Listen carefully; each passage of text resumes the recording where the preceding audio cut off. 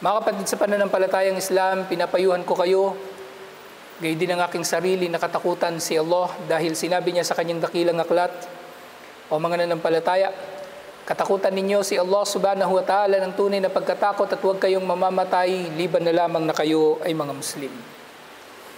Mga kapatid sa pananampalatayang Islam, tuwing ang nagtatapos ang malalaki at mahalagang mga gawaing pagsamba, ay napakainam na mapaalalahanan palagi ang tao tungkol sa istikama o pananatili sa matuwid na landas.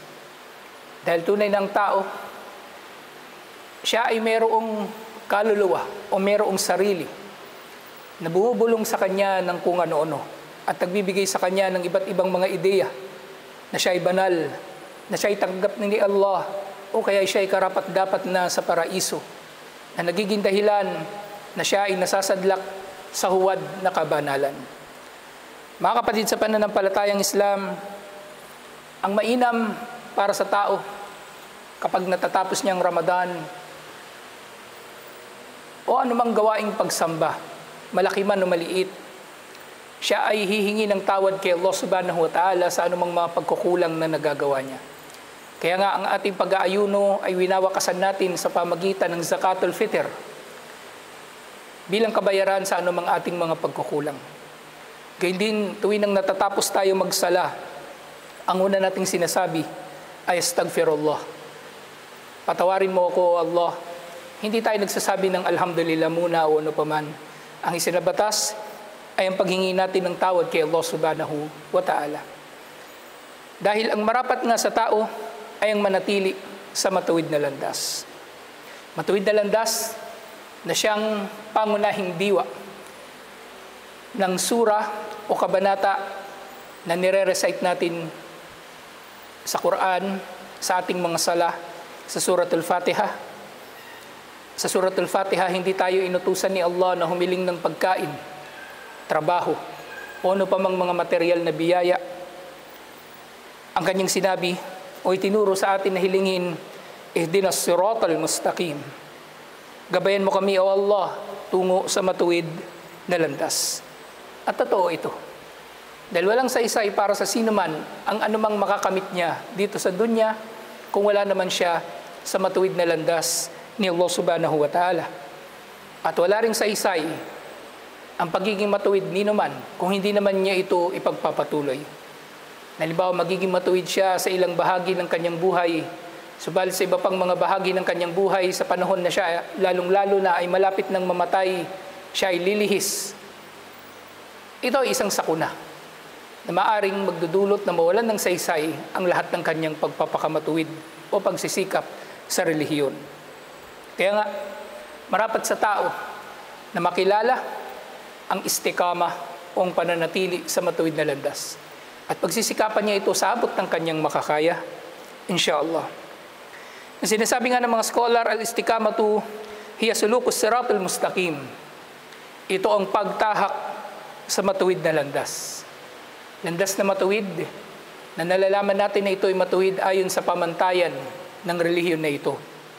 Ayon sa pamantayan ni Allah at ni Propeta Muhammad sallallahu alaihi wasallam, at hindi sa pamantayan na inimbento lamang ng mga tao na maaring naglalaman ng huwad na kabanalan na inakala nila na gumagawa sila ng mabuti, subalit sila ay gumagawa pala ng masama. Ang siratal mustaqim na ito, wa huwa ad-dinul qayyim. Ito rin ang matuwid na relihiyon.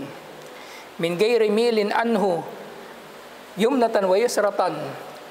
Na ang tao ay nagsisikap na hindi siya lilihis mula sa diretsyong landas na ito sa kanan o sa kaliwa, kahit kaunting pagliko lamang. ويشمل ذلك فعل الطاعات كلها, at nilalaman ng pagpapakamatuwid na ito ang lahat ng mga pagsunod kay Allah, al-zahira wal batina, ito man ay hayagan o nalilingid, wa tarkal manhiyat kullaha, at ang pag-iwas sa mga ipinagbawal ni Allah, al-zahiratu wal batina, ito man ay hayag o nalilingid. At gayon din sa kahulugan ng istikama, hiya wastun bainal guli at taksir. Ang pananatili ng tao sa matuwid na landas, ito ay ang siyang nasa pagitan ng pagmamalabis at pagkukulang. Wa kilahuma manhiyun anhu syar'an. At ang dalawang bagay nga na ito, ang pagmamalabis sa relihiyon at pagkukulang sa relihiyon, ay parehong ipinagbabawal sa relihiyong ito. Mga kapatid sa pananampalatayang Islam, normal sa tao na siya ay lilihis mula sa matuwid na landas. Katulad ng kung paanong ang pananampalataya ng tao ay maaring tataas o titibay o kaya ihihina at bababa. Gayun din ang pagtahak ng tao sa matuwid na landas. Kaya nga marapat na ang tao ay magsisikap na hanapin niya ang mga palatandaan nang sa gayon ay natutukoy niya kung siya ba ay nasa matuwid pang landas o wala na. At siya ay marapat na maging matapat dito na kung makikita niya na siya ay nagkakamali na o kaya ay nagkukulang o kaya ay nagmamalabis, itatama niya ang kanyang landas at siya mismo ang magtutuos sa kanyang sarili, unang-una at higit sa lahat. Hindi tayo matutulad doon sa mga tao na nagtataglay ng huwad na kabanalan, na meron silang mga sariling mga pamantayan, mga panuntunan na sinusunod nila sa relihiyon na ito dahil inaakala nila na sila ay mas maalam sa relihiyon na ito. Mga kapatid sa pananampalatayang Islam, ang mananampalataya ay inaasahan ni Allah subhanahu wa ta'ala na manatili sa matuwid na landas. Kaya nga, ito sa lahat ng panalangin natin, maaring isa ito sa palagi nating nababanggit araw-araw, ihdinas siratal mustaqim. Gabayan mo kami, O Allah, tungo sa matuwid na landas. At ito nga isa katotohanan na maaring ang tao ay nalilihis o lumalayo sa matuwid na landas. Katulad ng sinabi ni Allah subhanahu wa ta'ala, fastaqimu ilayhi wastaghfiruh. Kayo ay marapat na maging matuwid o manatili sa matuwid na landas patungo kay Allah subhanahu wa ta'ala at humingi kayo ng tawad sa Kanya. Gayun din, sinabi ni Propeta Muhammad sallallahu alaihi wasallam, ittaqillaha haythuma kunta wa atbi'is sayyi'ata alhasanata tamhuha. Katakutan mo si Allah saan ka man naroroon at sundan mo ang iyong masamang nagawa ng kabutihan na bubura dito insyaallah. Mga kapatid sa pananampalatayang Islam, napakaraming mga salita ang maaari nating maibigay upang matukoy ang kahalagahan ng pagsisikap ng tao na manatili sa matuwid na landas.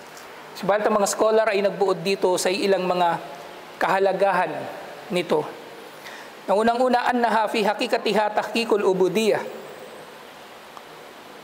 Ang pananatili natin sa matuwid na landas, ang pagtupad natin, pagsasakatuparan natin sa pagsamba kay Allah at pagiging mga alipin natin ni Allah.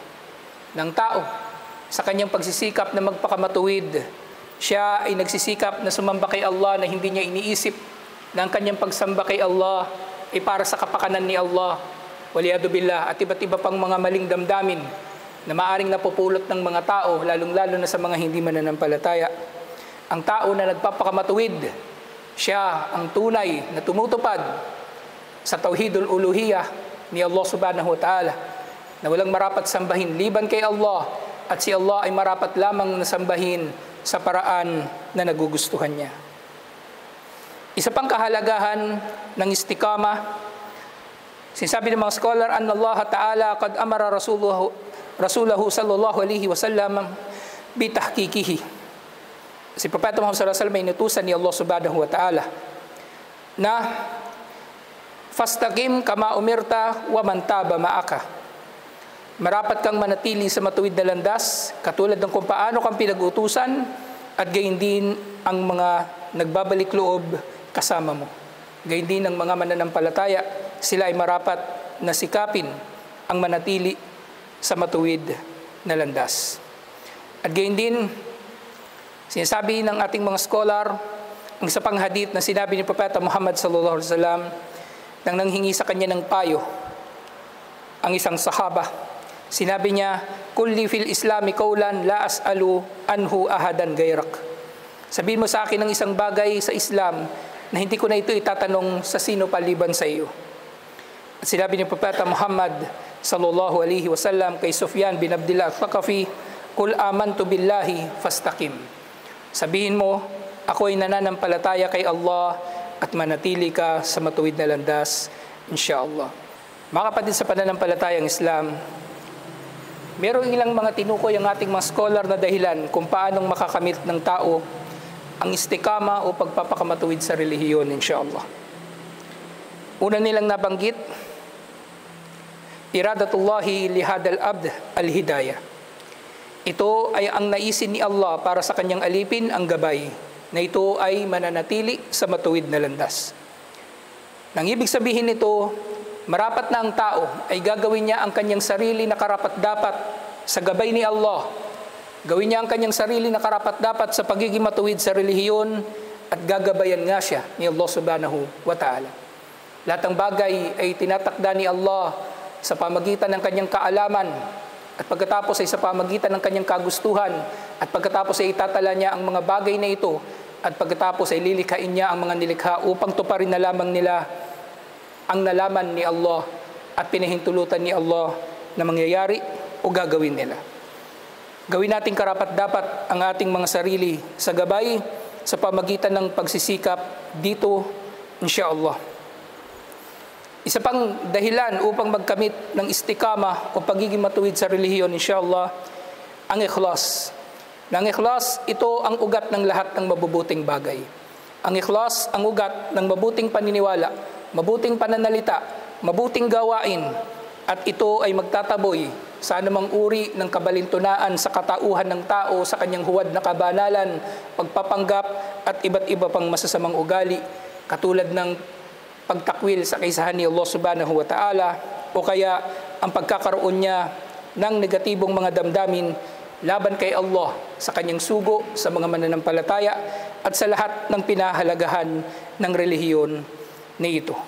Ikhlas na nagmumula sa puso at ikhlas na kayang-kaya ng tao na palaguin sa kanyang sarili sa pamagitan ng kanyang katapatan kay Allah subhanahu wa ta'ala. Pangatlo, marapat na manatili ang tao na humihingi ng tawad kay Allah subhanahu wa ta'ala at nagbabalik loob sa Kanya. Marapat siyang humingi ng tawad kay Allah kahit nga pagkatapos ng pagkakagawa niyang ng mabubuting mga gawain, at siya ay marapat na magtawbah.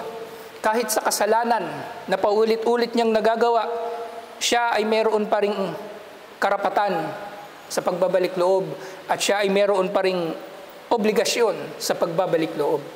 Huwag na huwag mawawalan ang tao ng pag-asa na siya ay patatawarin ni Allah sa kanyang paulit-ulit na pagbibisyo. Halimbawa, pag-inom ng alak, paninigarilyo, pambababae, pakikipagrelasyon sa relasyon na haram.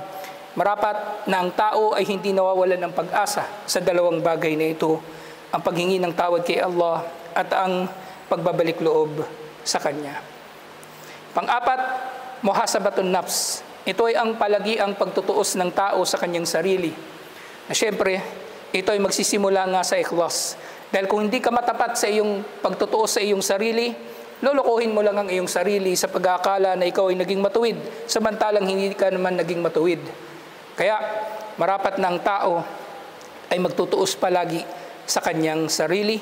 At itong dahilan kung bakit naunang nababanggit ang ikhlas, dahil ang ikhlas ang siyang ugat din ng tama at makatwirang pagtutuos ng tao sa kanyang sarili. Panlima, ang pagpapanatili ng pagsasagawa ng mga 5 obligadong sala at siyempre iba pang mga gawaing pagsamba. Pang-anim, ang pag-aaral. Dahil ang pag-aaral, ito ay walang hanggan, ito ay walang wakas. Sino mang tao na inakala niya na siya ay maalam na kaya maaring hindi na siya mag-aral, wala siyang ibang niloloko liban na lamang sa kanyang sarili. Pampito, ikhtiyarus sohbatus salihah.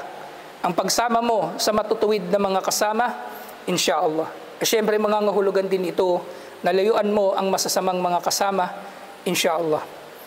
At pangwalo, hifdul jawarih anil muharramat.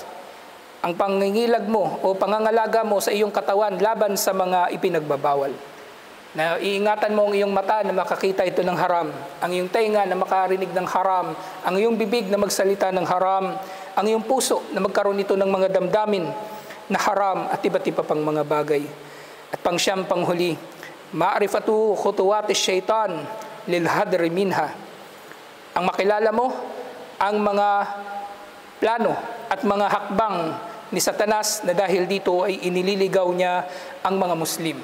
Mga Muslim na nagpapabaya at kahit ang mga Muslim na nagsisikap sa pagpapakamatuwid sa kanyang relihiyon.